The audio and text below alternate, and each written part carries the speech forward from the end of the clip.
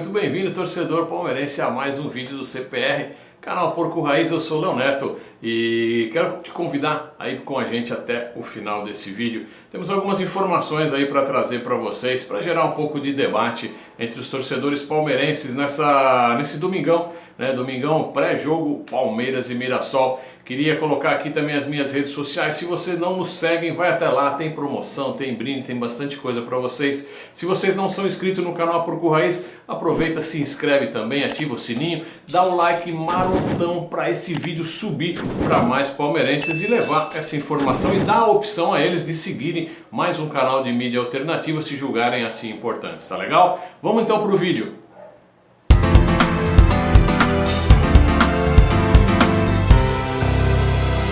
E aí, torcedor, vamos começar falando então do Campeonato Paulista. Hoje o Verdão joga no Allianz Parque pelo Campeonato Paulista contra o Mirassol.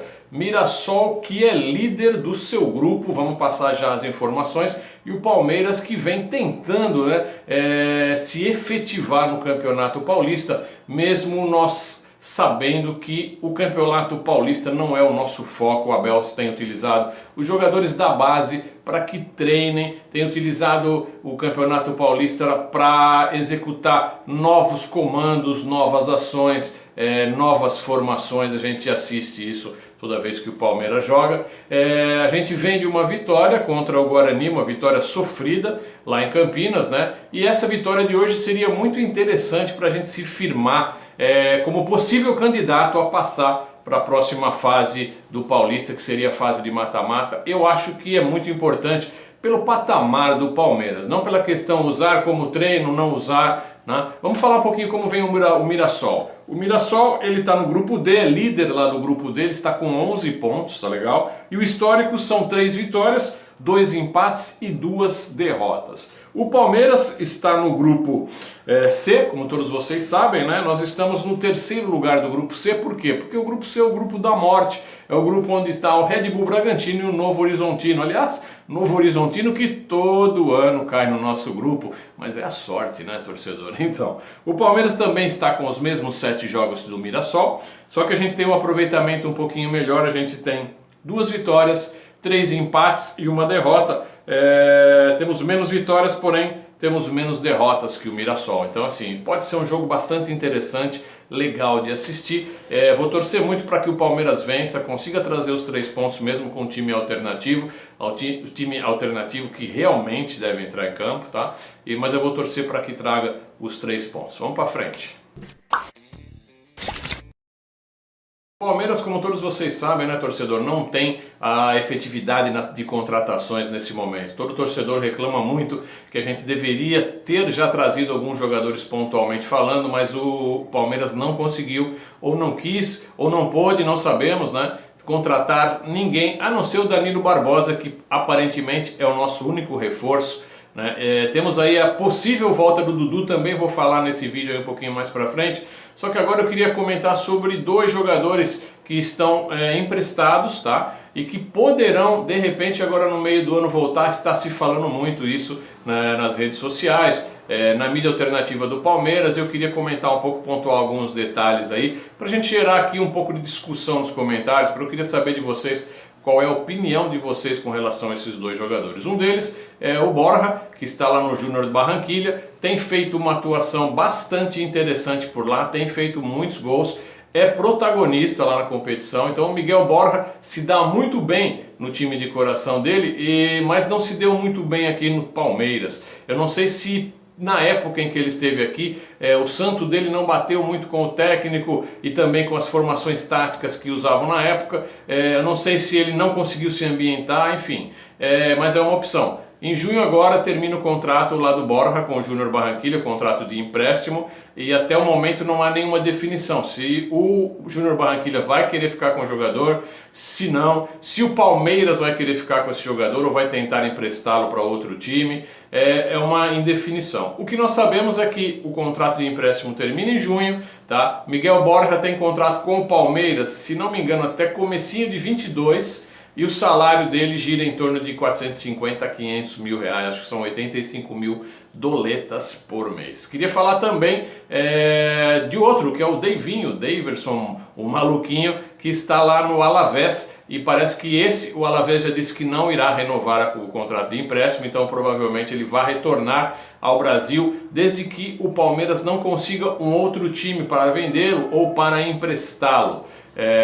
Então tem se ventilado muito a possibilidade do Daverson voltar ao Palmeiras, tá? O contrato também é até o meio do ano, contrato de empréstimo lá com o Alavés, salário do Daverson também na casa de R$500 mil, e o contrato do Daverson com o Palmeiras é até o meio do ano de 2022, tá? Então é uma possibilidade de retorno também. Queria, torcedor, que você colocasse nos comentários qual é a sua percepção com relação ao retorno desses jogadores. São jogadores com salários medianos, salários relativamente altos, né, diante do que nós temos de salário da garotada da base, que está subindo agora, e são jogadores que não tiveram uma passagem muito interessante no Palmeiras.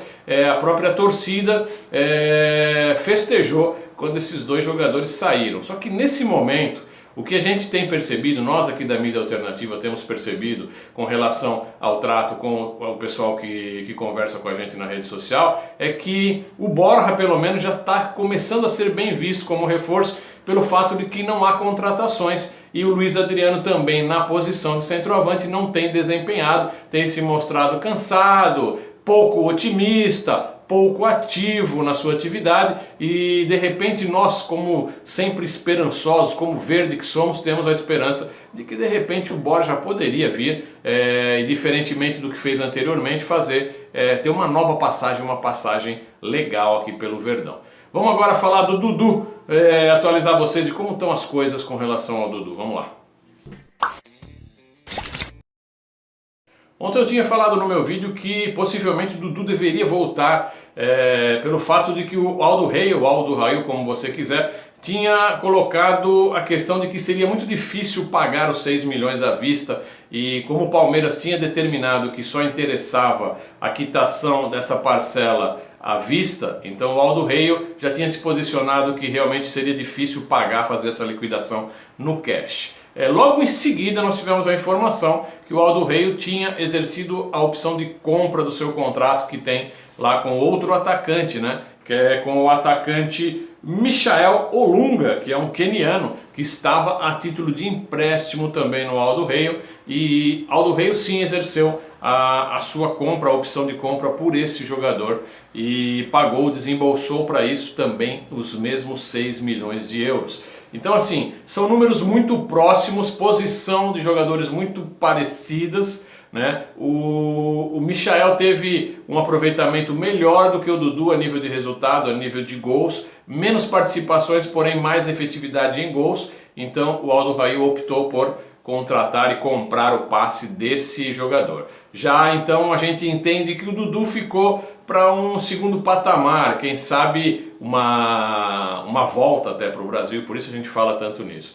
Mas a gente tem que lembrar que nesse imbróglio ainda há uma multa, né? Uma multa de 2 milhões de euros que iria para o bolso do Dudu caso o Aldo Rei não o contrate, tá? Então assim, para contratar, Aldo Rei teria que desembolsar 6 milhões de euros, que viriam para o Palmeiras. Agora, caso não contrate, ainda teria que pagar uma multa rescisória de 2 milhões de euros, esses 2 milhões que iriam para o bolso do Dudu. Então assim, será que o investimento que já foi feito lá atrás e mais essa multa de 2 milhões não fazem o Aldo Rei pensar um pouco e analisar, pô, a gente já investiu tanto, vamos ter que colocar mais 2 milhões, por que então não colocar 6 milhões e ficar com o jogador efetivamente e de repente até poder vendê-lo num futuro não tão distante, né, por um valor parecido ou até maior do que isso, até porque o Dudu é um grande jogador e deve ter um mercado aí bastante interessante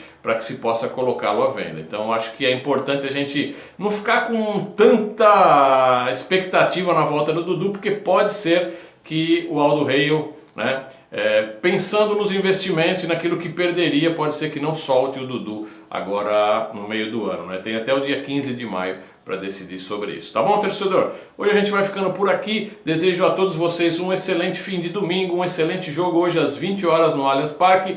Palmeiras contra Mirassol no Campeonato Paulista. Vamos rumar aí a mais 3 pontos para a gente chegar nos dois que estão em cima lá da tabela, para a gente se aproximar deles, tá bom? E vamos torcer muito. Um grande abraço, obrigado pela audiência, pela paciência. Dá o seu like aí, não se esquece, se inscreve no canal se não for inscrito. Um grande abraço, avante palestra!